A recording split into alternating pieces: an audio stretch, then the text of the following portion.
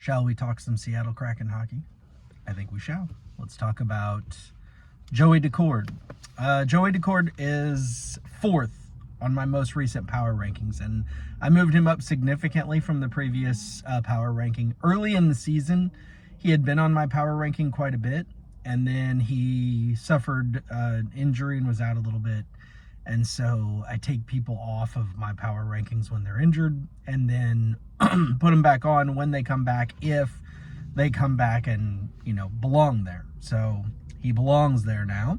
38 games played, 36 games started. His record is 19-14-3.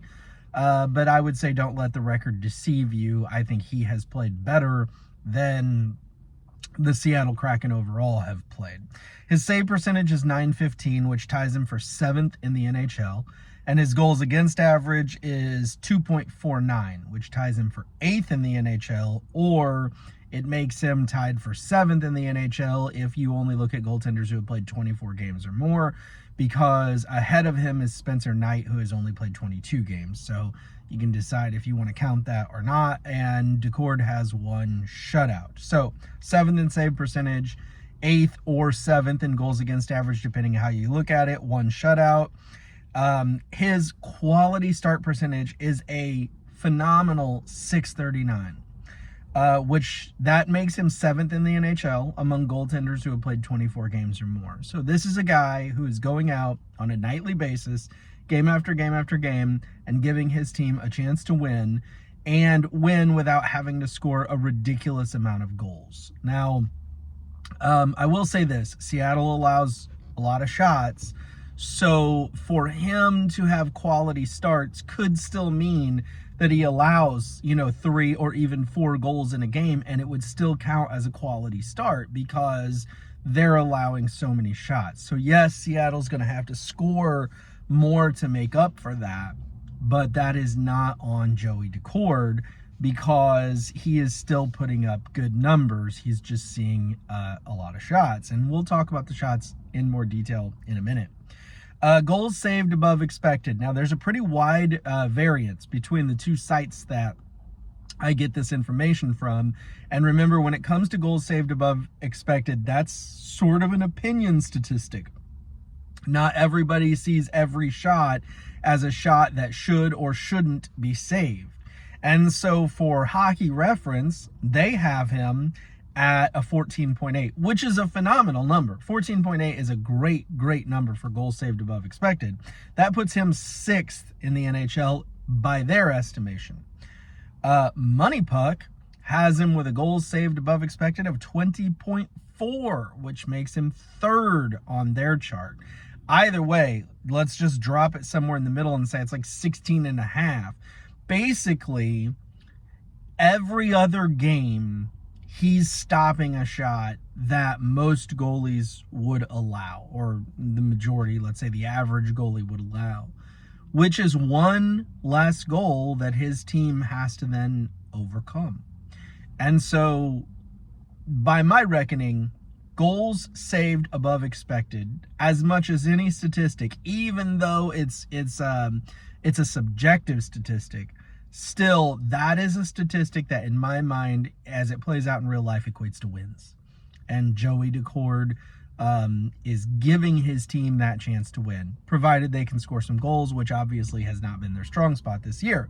So let's look at some game logs.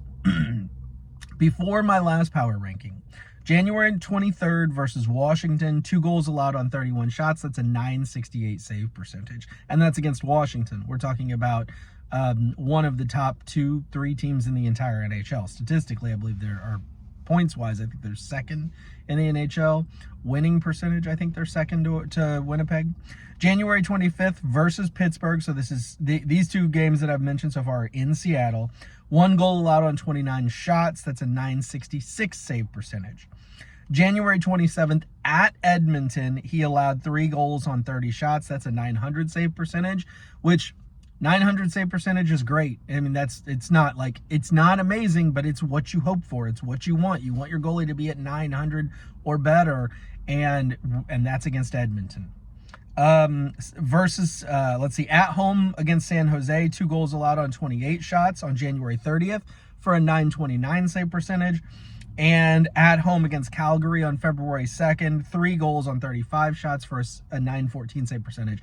So when I did that last power ranking, he had just come off of 5 games in a row where he put up a .900 save percentage or better in every game, a .968 in one, .966 in one, .929 in one, .914 in one. He was on fire. And so I moved him way up my power ranking to 4th. And I'm not saying, honestly, if I did it again right now, that he would move down. He might stay in 4th, but let's look at what he's done since, because he has played 3 games since my last power ranking.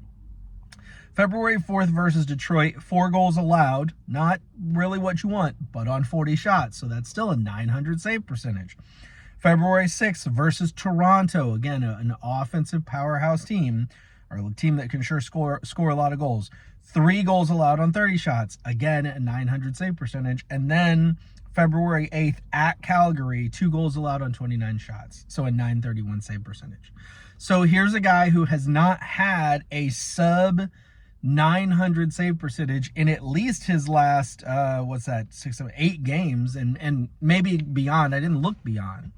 So this is a player where when Seattle takes the ice, if he's in net, you should know, for the most part, that he's going to stop 90% of the shots that he sees or better. And thus, as the Kraken, you shouldn't need to score a lot of goals unless you allow 40 shots on goal like you did against Detroit. So don't be doing that. Now, speaking of shots, Seattle this year has allowed 1,312 shots. And of those, Daccord has faced over 1,000 of them. I think it was like 1,067. So the vast majority of the shots. That is, the 1,312 shots that Seattle has allowed is the 7th worst in the NHL. So Daccord is 7th in save percentage, 8th in goals against average, 7th in quality start percentage. He's racked up a number of goals saved above expected, which of course you have the opportunity to do if you're seeing more shots. And that's all while Seattle has the 7th worst shots allowed statistic in the league. High danger shots allowed. Seattle has allowed 125 high danger shots. That's 10th worst in the NHL.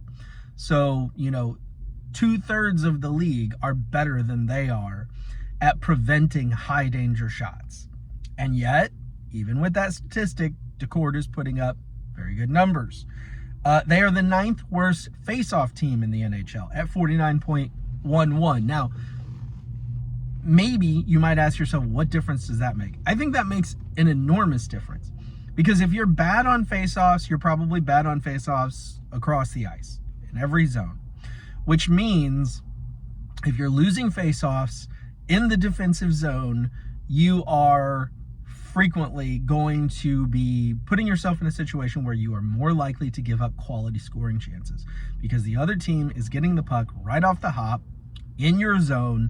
And if they have a good plan in place, to move the puck quickly to a designated shooter, they're probably going to get some quality scoring chances, which of course we know they have had quality scoring chances. I mean, the Kraken's opponents, because Seattle is 10th worst at high danger shots allowed.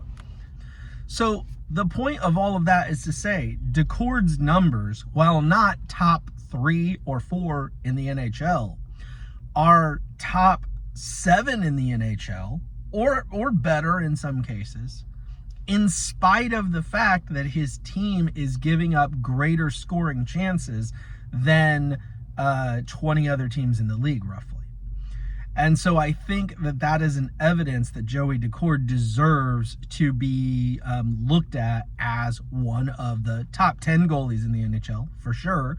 And right now, as I said, I had him 4th on my power ranking, and if I redid them today, I don't think he would move. I'm not saying he would move down, don't think he would move up. He'd probably be right about where he is, and I think he deserves to be there based on not just his numbers, but his numbers in the light of Seattle's team numbers overall. So, Joey Daccord, 4th. Thanks for watching.